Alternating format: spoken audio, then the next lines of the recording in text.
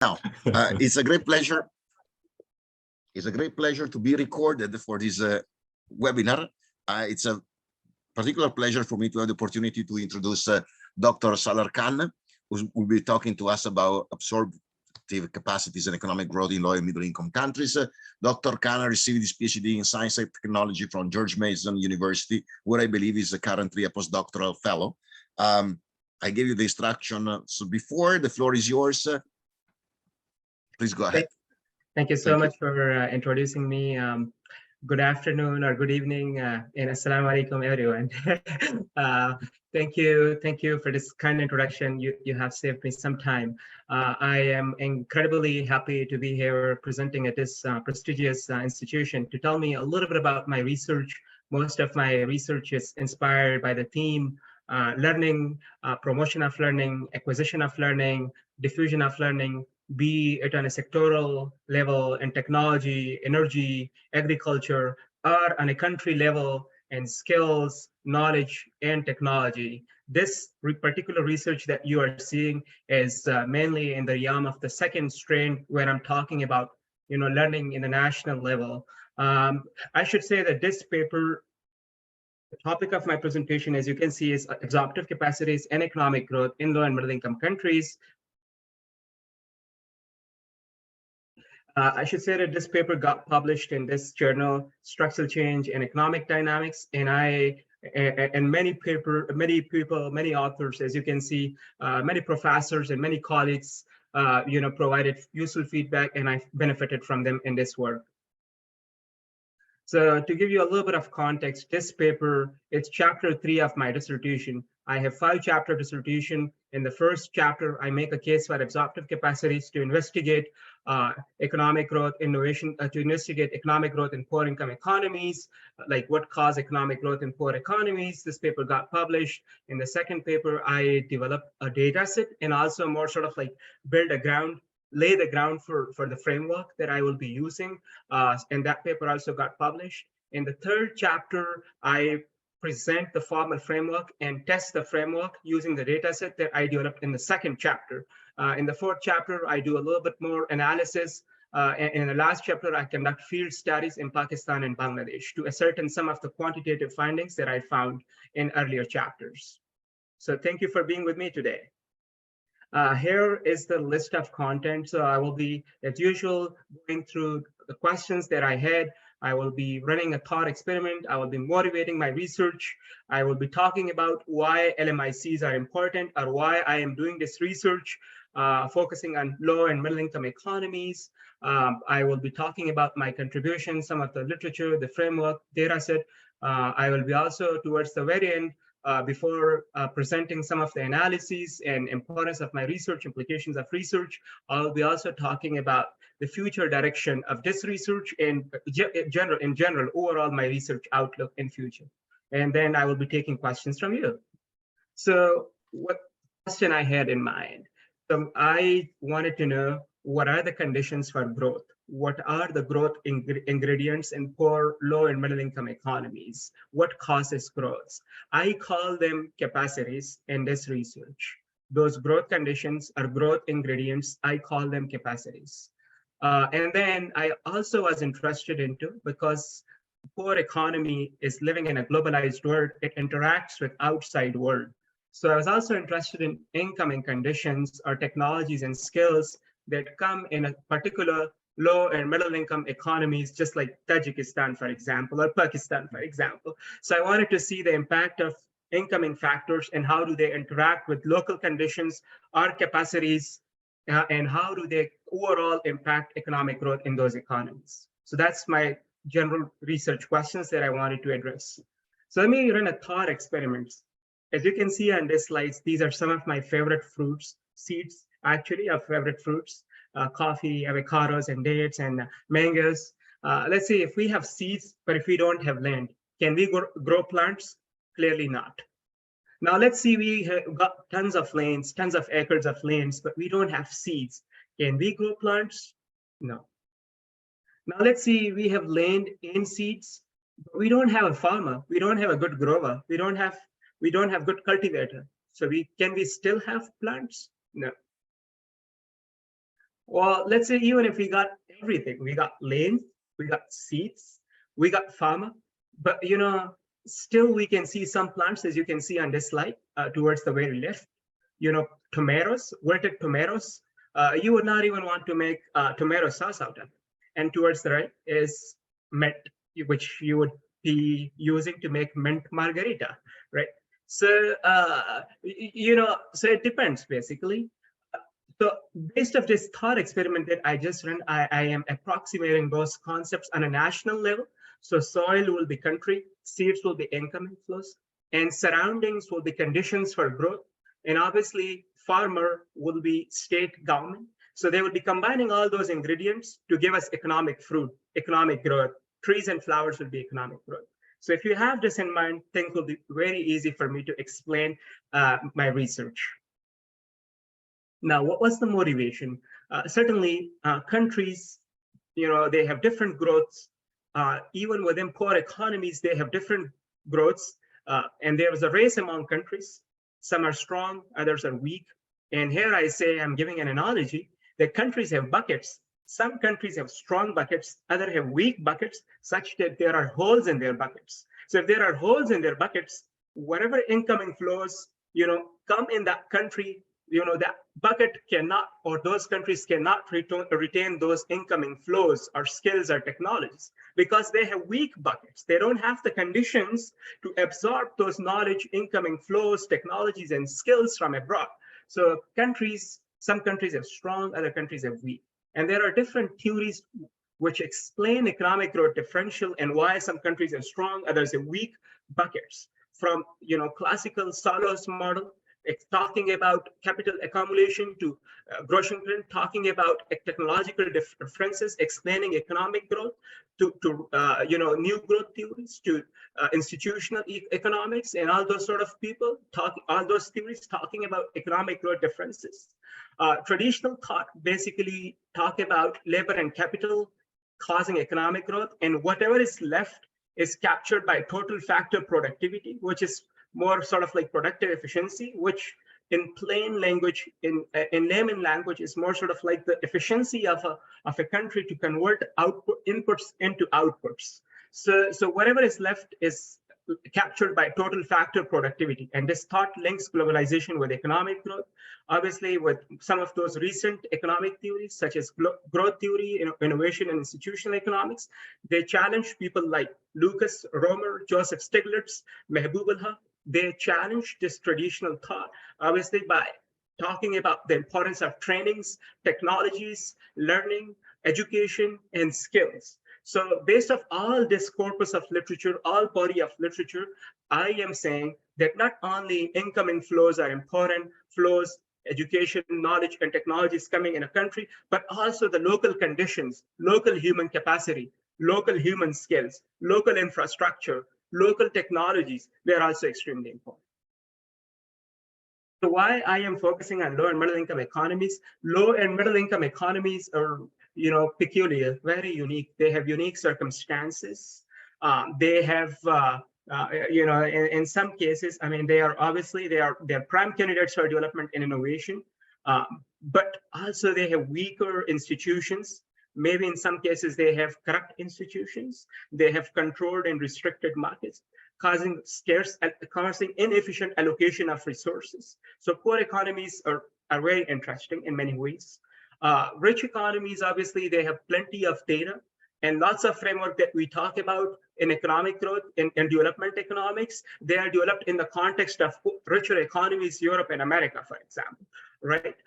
And because those countries have ample sufficient data, but when we talk about applying those frameworks that are available for richer economies in poor economies, those frameworks are not applicable in the context of poor economies, for the reasons I mentioned earlier, that poor economies are unique entities. They have their own socioeconomic and political realities. We have to take them into account. So a new framework is needed.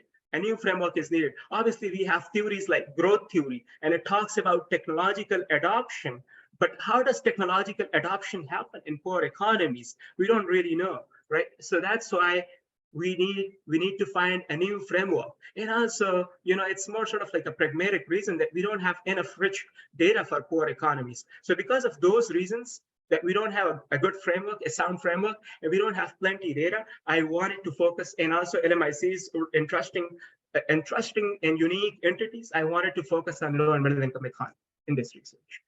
So particularly, I focus on 82 middle-income economies, which are eligible for the World Bank International Development Association. So these are poorest of the poorest economies. So what does my research do? I develop a theory, I develop a framework of national absorptive capacity, and I also build a unique data set. So again, this is not a new exercise, as I mentioned. It has been conducted by so many people, from Gershengren to Abramovich. Abramovich talking about social capacity, social conditions impeding or stimulating economic growth. Roger, new growth theory. Kim talking about technological capacity, and some of the recent literature in Europe by Fagerberg, Serholik, Castellasi, and Natera talking about a limited number of conditions, capacities in richer economies. So these are all great attempts. But I think they do not really capture absorptive capacity in its fuller sense, thus suffering from reduction. Also, they do not really see the interaction with incoming factors, interaction of local conditions with incoming factors, so thus suffering from omitted variable bias. And also they more sort of like think about their construct of some of those capacities. For example, they may think of technological capacity as a measure of R&D. R&D is not a strong indicator when we talk about technological capacities in poor economies. Poor economies have tiny amount of R&D. Even if they have sufficient amount of R&D, they may not know how to utilize that R&D. And even if we talk about some of those researchers talk about science and technology articles as a measure of technological capacity. While science and technology articles published in Nature and Science magazine may not be a strong indicator of technological capacity because politicians and policymakers may not even read those articles. So it may not be a strong indicator of technological capacity in those countries. So we sort of like come up with a new set of indicators to measure those conditions. So in a way, they suffer from bias, a validity issue, and also when they conduct the analysis, some of the countries are dropped out of the analysis because some of the poor economies are dropped out of the analysis because they don't have data on many variables. So econometrically speaking, we get biased, non-representative results. So we needed, if keeping this in mind, we needed a new framework. And this is what I'm doing in this paper. So this is the framework that I'm developing. So basically, to visualize it, I got 6 conditions, 6 capacities, and those capacities interact with incoming flows, as you can see: technological, infrastructural, human capacity, financial capacity, public policy capacity, and social capacity. And I have a unique way of how I construct them. I will go through it in the next slides. So primarily, 2 strands of literature inspire my research: National Innovation System, which mainly talk about institutions and institutions interacting with each other and creating learning and economic growth. So that's National Innovation System literature. And then absorptive capacity is a firm level literature, which considers a firm a learning entity. So basically, a firm is learning from outside and convert that learning into something of value. Which is economic growth, obviously. So and then there is distributed economic growth or profit in the case of firm is distributed in economic actors among the people working for the firm.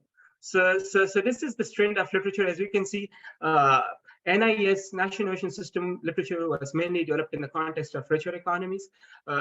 Later strand of this, later people apply this context in this framework in the context of poor economies, and this trend of literature consider poor economies as learning entities that they learn from abroad. So this is the conception that I have in mind. My overall framework is inspired by absorptive capacity and National Innovation System literature. So if I want to test the framework, I mean, just to visualize it again, absorptive capacity is more sort of like a blue box or black box, whatever you call it. And then control inputs are incoming inputs, and then outcome processes are economic growth, and all those sort of factors. So which indicate economic development in a particular country. So more formally, this is the equation that a model that I'm trying to capture. If you see equation number 2, it includes C as capacities, Z as incoming factors, and then there is interaction between these two. So I want to find the impact of capacities on economic growth, as you can see here, log of Y, and also the impact of incoming factors and their interaction in economic growth.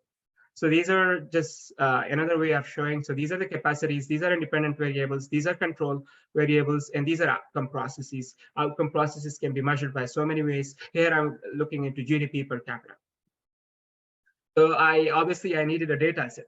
So because poor economies, they don't have sufficient data. So I had to estimate some of the data or impute some of the data using multiple imputation techniques. And I used multiple imputation by chained equations inspired by Robin, which is classical work in this regard. So that's more sort of latest state-of-the-art machine learning techniques to impute data.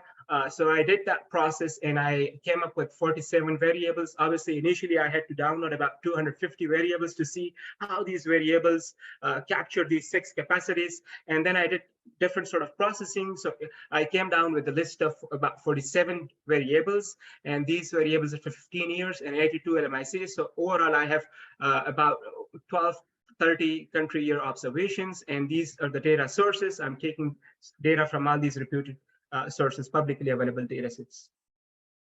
So this is the multiple imputation process. Let's say if you have missing data, and I'm not going to spend my time on this. I mean, I have my other paper on this, but if you have missing data, so you basically create lots of copies to capture the uncertainty. In this case, I created 50 copies of data sets, incomplete data sets, and then you do analysis on all those 50 data sets and then combine the results according to Robin's rules. So for this to conduct, you need to satisfy an assumption. It's called missing at random assumption. So basically, the observed data can predict missingness because poor economies, they have missingness because of different reasons. Either they have little resources or they are suffering from disasters, conflicts, or earthquakes. Luckily, they have rich data on all those indicators, on poverty, education, economic development. So we can use all the available data to predict the missing data. So this is the snapshot of data that I'm getting. As you can see here, how I constructed technological capacity, financial capacity, human capital capacity, and I'm not going to go through it, but you have it. As you can see here, how I have constructed it, and these are some of the descriptive statistics for those variables and capacities. These are the 6 capacities: infrastructure, public policy, social capacity. This is my data set, MSK data set, in the blue one, and in the gray, there is observed data set. And you can see the missing extent as percentage as well in those variables. I performed reliability tests, and after performing reliability test, I found out that my data set is reliable and I can use it to conduct this sort of analysis.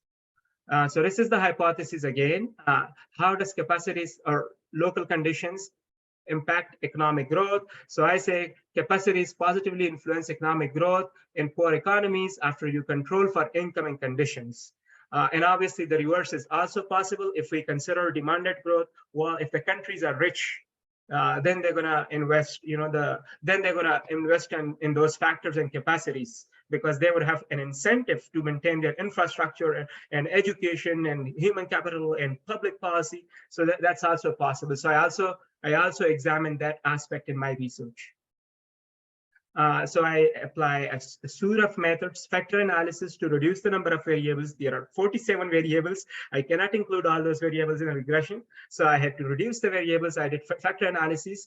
I do pair analysis to estimate the relationship of capacities with growth. And I also do cluster analysis to create similar typologies of countries. So this is factor analysis. After conducting factor analysis, in this case, I conducted confirmatory factor analysis, in a sense, because I had theory theory was informing, was guiding me, which variables to include in technological capacity, which to include in financial capacity. I insert those variables under technological capacity and ask the machine software to do the factor analysis for me. And the machine comes up with 3 factors for technological capacity. As you can see, medium, base science and technology, medium science and technology, high science and technology, and I name them to capture the underlying factor. You know, if you want to do factor analysis, obviously you want to see if there is a high correlation among the variables. So I did all those sort of econometric checks, and I found out there's a high correlation among the variables. So I can do factor analysis. And with factor analysis, you get more sort of like orthogonal independent factors. So here are some of the descriptive statistics for those factors. So when I conducted factor analysis, 6 confirmatory factor analysis for 6 capacities, I got 13 factors. And all those factors have a standard deviation of 1 and a mean of 0, which is by definition. That's how factor analysis creates variable.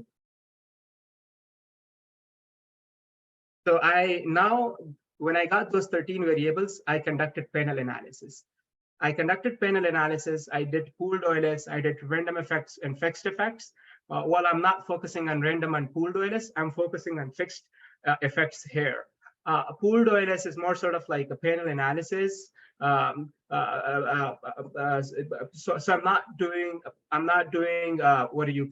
not focusing on pooled OLS for the reason being that, we have country level characteristic, unobserved characteristics that pooled OLS cannot really capture. And I also did econometrics test, Brush-Pagan test. Significant test suggests me to do either random or fixed effects. So I'm doing random and fixed effects, and I'm not focusing on random because I did econometric test, Hosman test, and it suggested me I found it significant to do fixed effects, but also fixed effects because those countries, it's really hard to capture some of those variables which would impact economic growth. So fixed effect takes into account those unobserved time invariant characteristics constant. So in order to hold them, in order to control them, in order to take them into account, I did fixed effects. Poor economies have missing data. So if I do random effects, random effects by including those omitted variables in the model, I cannot really include because poor countries have poor data. So overall, I would be getting lots of biased results. That's why I'm focusing on fixed effects. But when I did that, as you can see in those yellow bars, I found out that some of these factors, at least 6 of those factors are significant. As you can see, public policy factor, which is composed of more sort of like structural policy, fiscal policy, monetary policy. It's a cluster of all those variables. So I found out that when you increase, if I was to interpret this, if you increase public policy by 1 standard deviation, economic growth would increase by 8.7%. Same is the case in infrastructure, which includes general infrastructure, which include ICT and energy infrastructure. So if you increase infrastructure by 1 unit, 1 standard deviation, so economic growth would increase by 9.5%. And same is the case, we can interpret all those variables. So all in all, we got about 6 variables that are significant, or 6 factors that are significant and they impact economic growth. So that's just another way of showing. I can rank those factors just to see what is the extent of the impact size. As you can see, infrastructure, ICT and energy impacts economic growth the most, followed by public policy, followed by specialized skills, followed by logistic capacity, logistic per index infrastructure, followed by financial infrastructure, followed by business environment. Well, financial and business environment are the same. And that's another way of seeing it. Technological and social capacities are not significant. Obviously, we got all those 6 factors significant, but technological and social capacities are not significant. And I will explain why is this the case. These results have implications for poor economies. As you can see here, one more time, base science and technology, medium science and technology, high science and technology are insignificant here. Social capacity is also insignificant. Because so I did this analysis with and without controls. controls were incoming factors, because I think incoming factors are important. A country interacts with outside worlds.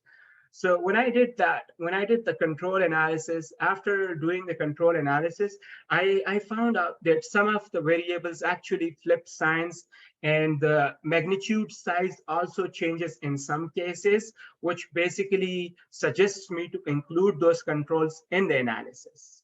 And in order to ascertain the role of incoming factor, I also did interaction analysis, which was equation number 2 in one of the previous slides I showed you earlier.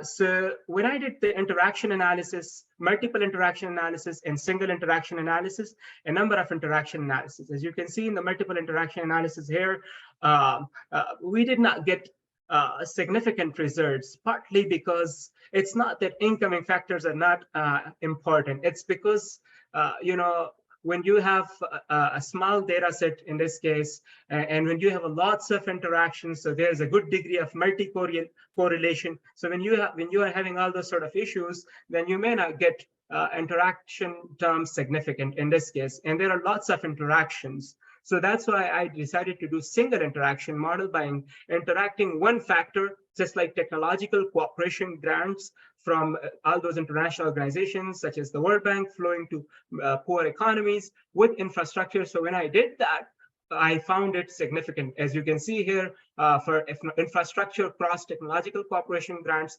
0.026. Similarly, I interacted technological cooperation grants with other factors, and I found it significant. So it suggests that incoming factors are important for economic growth in poor economies alongside local conditions.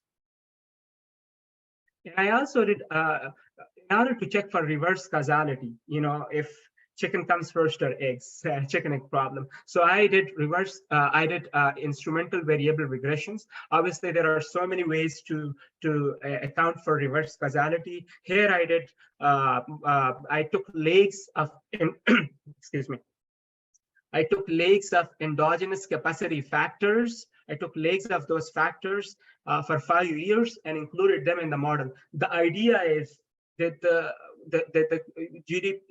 current value of those factors will not impact, or the GDP will not impact the GDP in the past 5 years, or the outcome variables in the past 5 years. The current value of those factors will not impact the outcome variable, in this case economic growth, in the past 5 years. So I did that, and I found out the results stood robust. The results did not change. So it suggests that these conditions or capacities impact economic growth. And I also did lots of sensitivity analysis. As you can see, I did regressions with robust errors, with standard errors. The results did not change. Obviously, with robust errors are more conservative.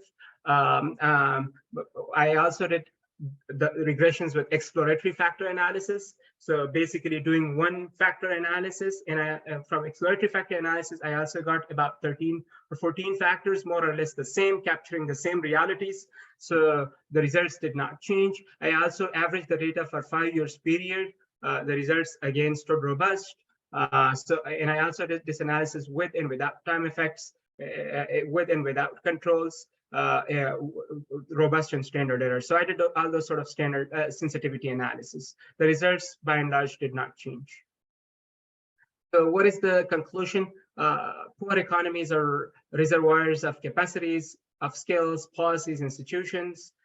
Those capacities, they engage in interactions with incoming factors to generate economic value.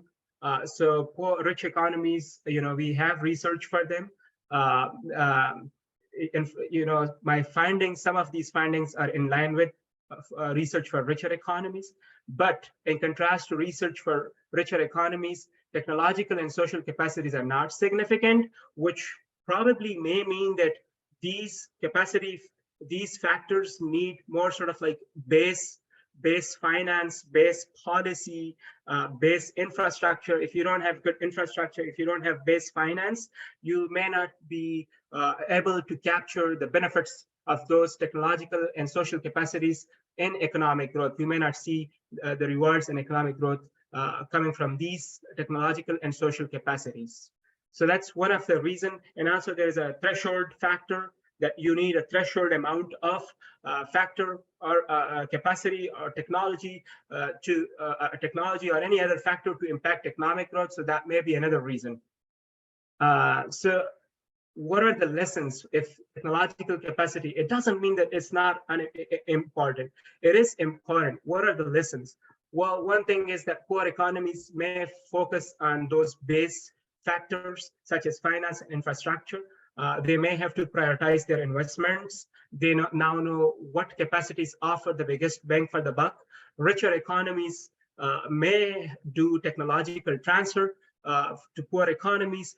Poor economies may become more strategic by learning those advanced technologies from richer economies. So these are some of the lessons that we learn from this research. And obviously those infrastructure and public policy capacity, they also have spillover effects. So all those findings inform international organizations and countries, ministries, finance and planning ministries to include those factors in findings on these factors in their economic growth frameworks and analyses.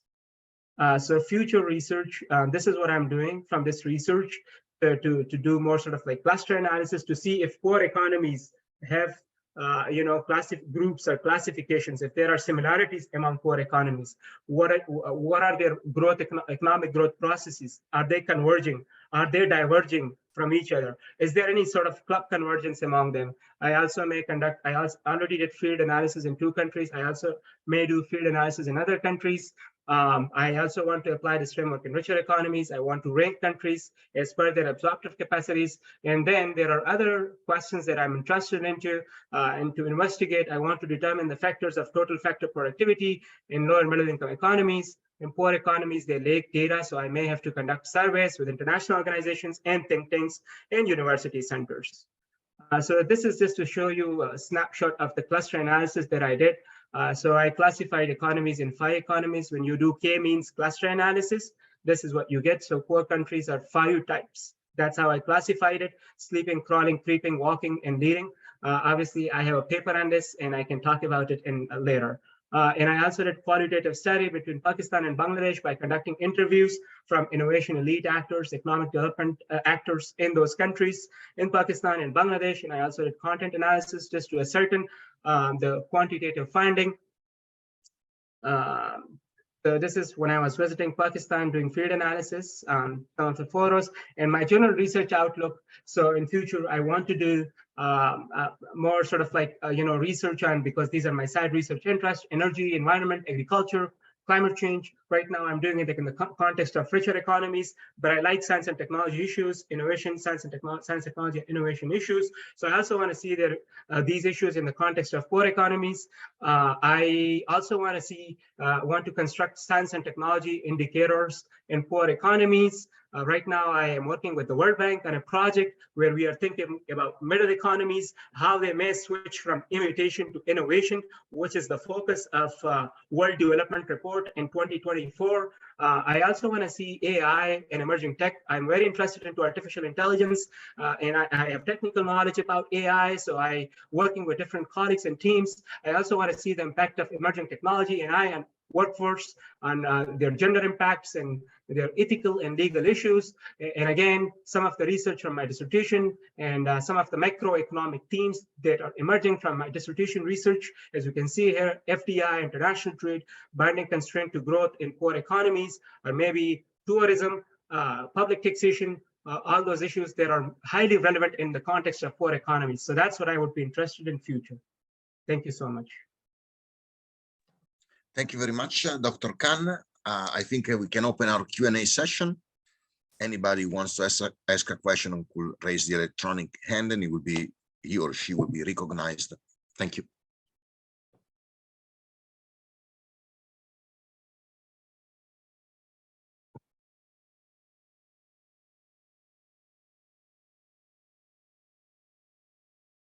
Clifford, go ahead.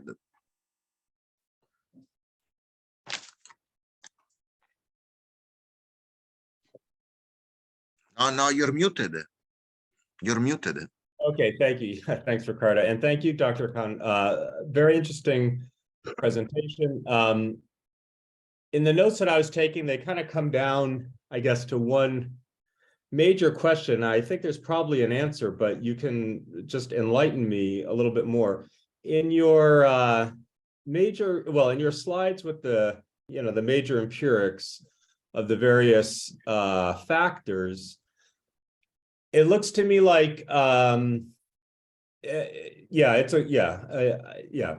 You can stop on one of those. It doesn't matter so much, but you have your capacities, which are composed of, in many cases, several different factors or variables, right? Because you've done the factor analysis, so you've been able to combine variables into the conditions, and that makes sense to me. Then also you have other variables, which it looks to me do not belong within those conditions, that are kind of freestanding. And so you can correct me if I'm wrong about that. And so I guess a couple of interrelated questions. When you're dealing with your conditions, why do you not, and perhaps you do this, but why do you not essentially assign each observation a factor score for the condition, right? After you've identified the measures for the condition, why do you not present a more simple model where you just have a factor score for each condition based on the measures? And then if those are your 6 conditions that are based on theory, why do you not just test those conditions with controls and simplify your model? Because I guess as a viewer, I'm a little confused about, are you identifying the 6 conditions based on the significance tests of this larger panel, or are you identifying the conditions because of a theory and the factor analysis, and then running your model with the controls that you've identified through theory? So I hope that's a relatively clear question. Thank you. You asked a number of questions, very good questions. Yes, I had about 47 variables, and I classified them in all those 6 conditions or 6 capacities. There are some conditions, freestanding variables. There are incoming factors. I call them incoming factors. So they are not classified in those 6 conditions or 6 capacities. I consider them as standalone. So that's one. And about the factor score, so I did the factor analyses, and I have factor scores for all those factors in the paper. If you have it available, all the factor scores are available in that analysis. But because I had the theory in mind, and this is how I was considering, I constructed the framework, and the framework was constructed from the theory. And that's how I see that a poor economy should be weaved when you want to measure the impact of economic growth, when you want to see the economic growth. So you want to see a thorough list of capacities. So I did that analysis by, scanning through the theory literature. And that's how I came up with six capacities. So I wanted to, and obviously if you want to measure those capacities, it's kind of hard, right? So I had to look up the literature, how the existing literature was doing it. So for example, in the case of technological capacity, one of the articles or one of the existing literature is mainly talking about R&D indicators, researchers, and stuff like that. So only 1 or 2 indicators. And I think, well, there should be a more comprehensive, a holistic list of variables to measure technological capacity. So that's why I had to do the factor analysis to reduce the number of variables, because that was another problem that I was having. Well, if I want to come up with a more comprehensive list of variables, then I have to do something. So I had to do the factor analysis, and factor analysis obviously gave me the factor scores for all those factors, and there is a criteria. Obviously, I got so many factors, so I had to retain some of those factors based on the eigenvalue score, or the factors that were capturing the variance a lot. So I had to do all those sort of econometric analysis, took care of those, and that's how I decided to come up with a 13 list of 13 factors under each capacity, making all those 6 conditions or capacities. So okay, thanks. Yeah, just to be clear, under, for instance, public policy here, the variable public policy, and you didn't have to change the screen, the one that we were looking at. Okay. Yeah. So is that, are these results, are they based on you entered a factor score for public policy, or you entered the different measures for public policy? No, so first I did factor analysis. Factor analysis is more sort of like an intermediate step, right? I got factor scores, and that's what I included. All those. Okay, thank you. Good. Thanks. Thank you. Great. Thanks. Thank you. Hi, Song. Right. Thank you, Dr. Khan. It's very impressive data analysis and very interesting the outcomes. And even you also do imputation method is very interesting. My question is, so when you are considering this analysis, did you consider the business cycle things like a recession, and did you have any reason to choose the 2005 you started, not the previous years? And then another question is, usually the economic growth, these kind of things, they have the trend kind of and did you do some unit root test and then some detrending? And third question is, I think it may be similar is previous questions. You do exploratory vector analysis, but you did, and then each variable you do the CFA. Do you did some higher order CFA, like all of this one is, and then 12 factors, and then they have you have many questionnaires to each factors estimating, right? So I'm interested in some. Did you do some higher order CFA, including all the questionnaires? Thank you. Thank you. You asked a number of questions, and all are great questions, but I may not have captured all those questions. So first question was if I looked into recession or all those sort of phenomena. That's what was this? Right. Business cycles, because your term is like 16 years, and then they have world economic recessions. Oh, yeah, these kind of things that you considered.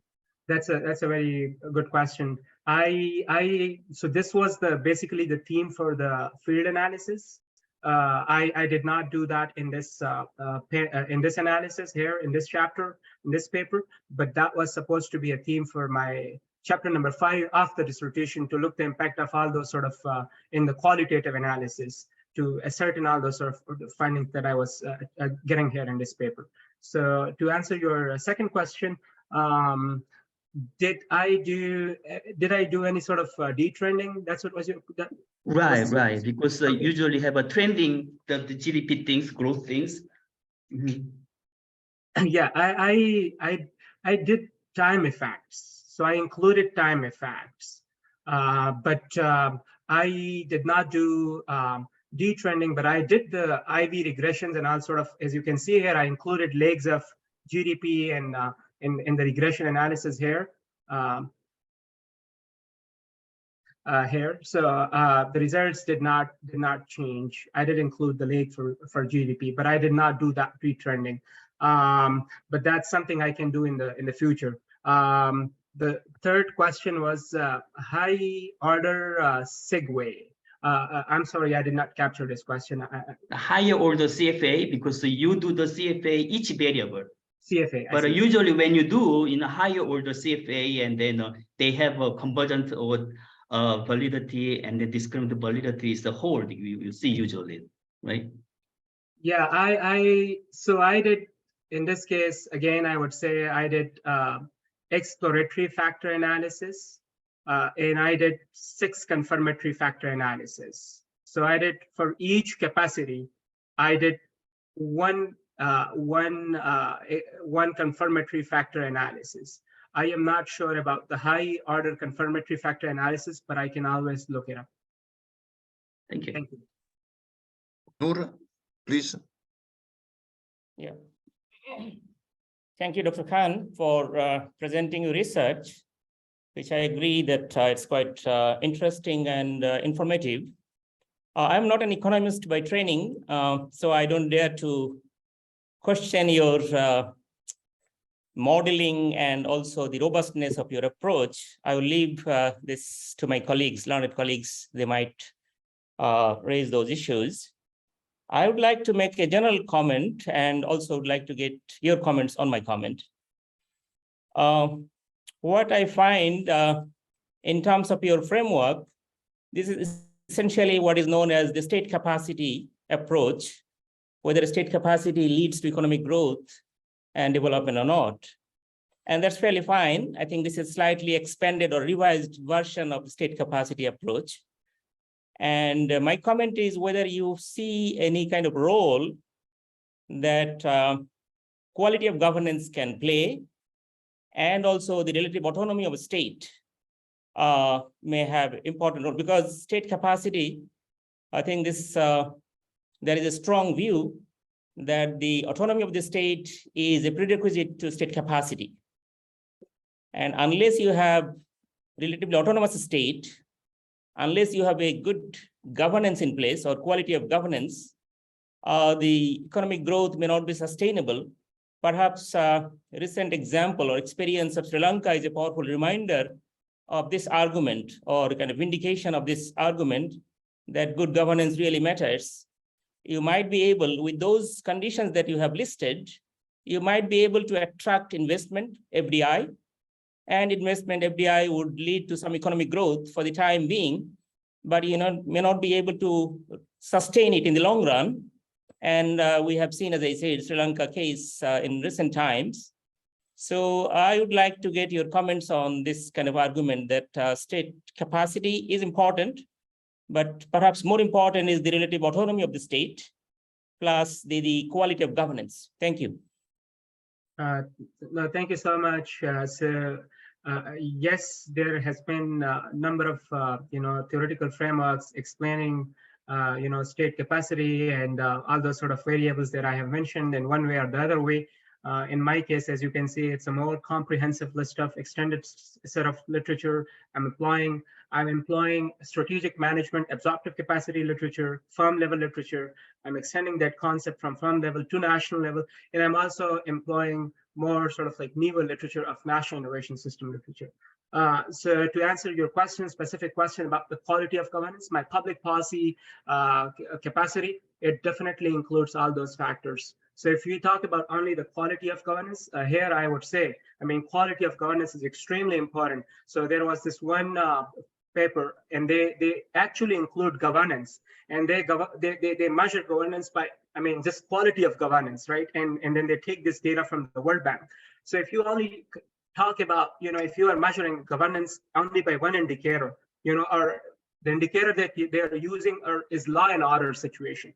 So law and order situation is a limited measure of governance or quality of governance, right? So in this case, as you can see, I have looked up the literature and I came up with, if you see public policy here, these are the factors. I include statistical capacity, I include CPIA, country policy and institutional assessment, economic management, which includes your monetary policy, fiscal policy, public sector management and institutions, the quality of public sector employees, administrative capacity, and all those sort of things are, these variables in turns are composed of multiple 4 or 5 indicators measuring governance and quality of institutions and bureaucratic structure. So I have included all those sort of factors in this analysis. So I totally agree with your comment and question and observation that state capacity, state autonomy is extremely crucial, and I have definitely included this in my research.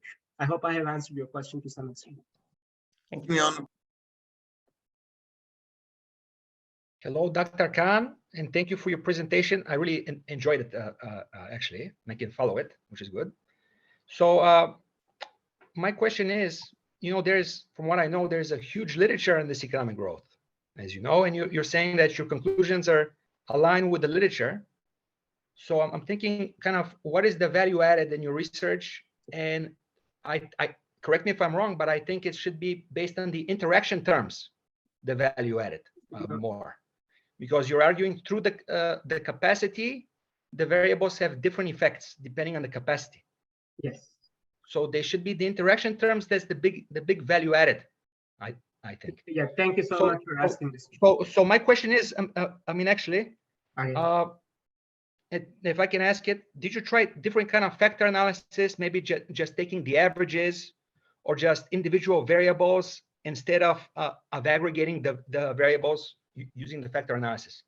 And as you know, there's also principal component analysis, which is slightly different probably than what you did. Okay, thank you.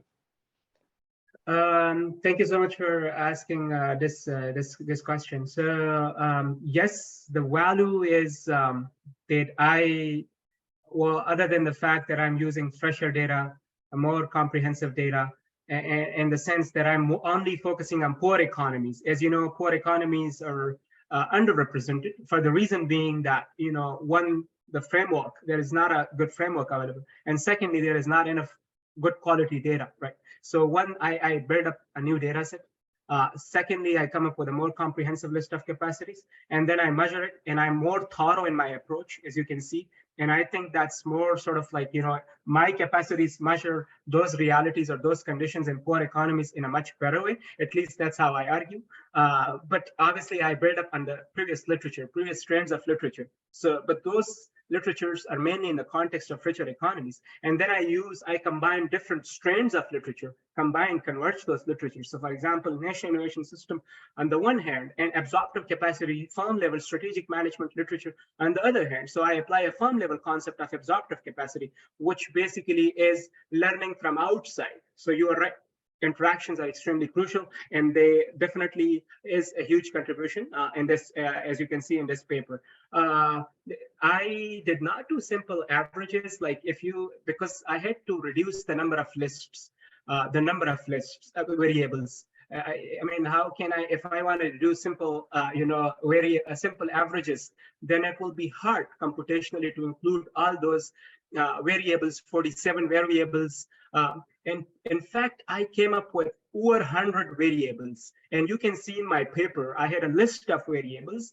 I had to reduce the list to 47 variables. So if that would have been the case, then it would have been computationally difficult for me to conduct the analysis. I hope I have answered your question to some extent. I see some other hands, so I will. it's I'll be Omer. brief. Omer, Thank you, Dr. Khan. I really enjoyed your presentation. I have a couple of technical questions. One is, did you check about missing at random or missing completely at random part? I mean, because your analysis is completely based on missing at random assumption. That is one question. Maybe you can address this. The other thing here is what I noticed when you are doing your factor analysis is you are using not raw data, but some indexes. Not all of them are raw data, but those indexes are actually a combination of other raw data. And then you basically, I mean, not technically, but basically coming up at a collection of indexes. So how can you avoid a situation where dog chases its own tail? I mean, do you put a couple of 10 indexes coming up with another index, and then at the end of the day, most of these indexes or most of the variables that are included in these indices are basically some variation of economic growth or economic income, or at least correlated to economic income, and the income level of a country determines whether it's the education index or what indexes you have. Legal rights index, as far as I remember, The fonts were a little bit small, so I couldn't read all of them. But so how did you avoid that situation? That, I mean, confirming what is already in there and running another test. And my last question is, there's serious problems when you include these indexes, but not their standard deviations, because these indexes are not like data points, but instead they are distributions. There's like an interval on that, and especially for we did that kind of a study for world governance indicators, and if you actually don't use their standard deviations, if you actually disregard their error margins and standard deviations, then it might lead to misleading results, especially when you are talking about data from poor countries, and most of these data are missing, and you are making an assumption on systematic difference between missing data and not missing data, and trying to extract that information. But that information is already a combination of other people's calculations, and without taking into account those standard errors. Do you think it is robust to, I mean, you cannot test against the missing at random assumption, but is it robust to violation of those assumptions? Thank you. Oh goodness, these are great questions, and I can literally. Well, you can address it in one sentence, maybe. Yeah. So about the Mars versus MCAR, I have a paper published in PLOS One. That's the second chapter, and it's available online. You can always take a look. But I agree with you. It's hard to, it's really hard to justify. I mean, it's not easy to justify this assumption. And also it's hard to test for this assumption. No, there is no test. There is no test. There's no test, I right? agree. I mean, but you can do this analysis with MCAR, and then you can compare the results. Or alternatively, you can do this analysis with the limited, the available data, observed data only. But in that case, then the poor economies will be dropped off from the analysis econometrically, and then you can compare the results. So there are different ways of seeing the quality of my results there, right? And it is open for future research. I invite. Okay, I was not aware of your chapter 2. I will take a look at that. So it is there. Okay. It is there. I have explained in depth. One. Number two, to answer your question. Okay. There was To answer some noise. Okay, to answer your question about indices, again, I can speak on that for hours, but I would say some indexes are better than others.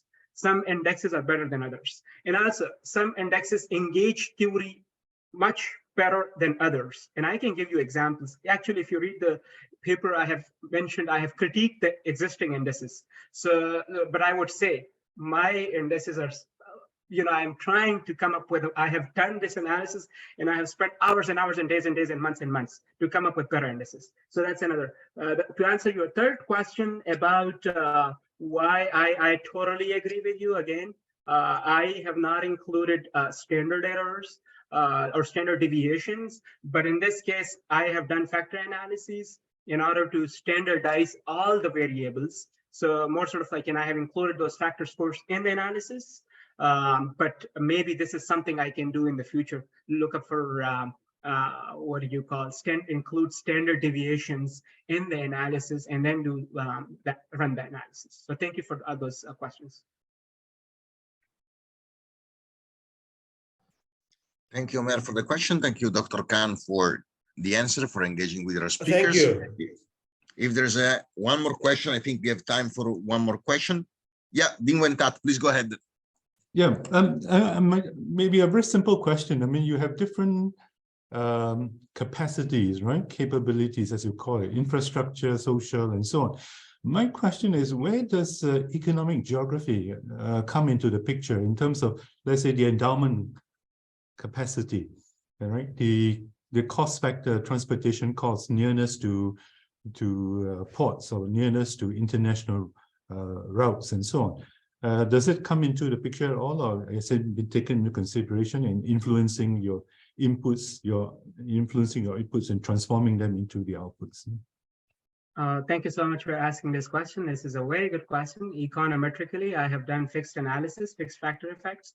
So it's sort of like captured. It takes into account all those characteristics. It holds all those characteristics constant and fixed for all the subjects or all the countries in this analysis. But if you look up into one of the capacity factor, one of the capacities, which is financial infrastructure, financial capacity. So in that capacity, I have included openness indicator. So more sort of like, what do you call openness indicator in terms of international trade, import and export in volume in international trade. So I have included that, but econometrically fixed effects,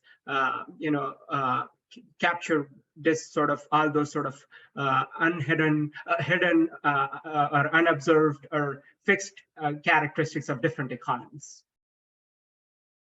time invariant characteristics of economies. Just one more if you have time. So you said imputation method for the missing values. Have you ever tried the missing value, delete it, and then try to generate these outcomes? Is it possible, or? I mean, if you So did you have a compared with this missing imputation method, and then without apply the imputation method, the result, did you compare? Is it a big difference, or? I thought about it, and it's just if it will just delete all those countries, because those countries. But the choice of those variables that I have done, for example, public policy capacity and social capacity, the data for these two capacities, which are some sort of like new, at least in my analysis and the way I measure them, they are available for 95% of the countries, right? Because the World Bank started collecting this data in 2005 onward. So this data is available for all those, for 95% of the countries. So this data exists for all those countries. So that's why I had to be very pragmatic about the time frame for the data.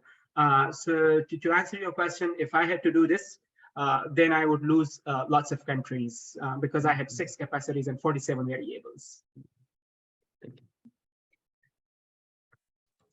These are all great questions. If you have any other questions, I'm available. Here's my email, so I can always talk off chat. All right. Thank you so much, Dr. Khan. Thank you for a wonderful presentation, for a very lively Q&A session, which was very informative and very sharp. And thanks to all the participants for finding the time to be with us. And we'll meet soon again. Thank you very much. Thank you. Thank you. Bye-bye. Thank you.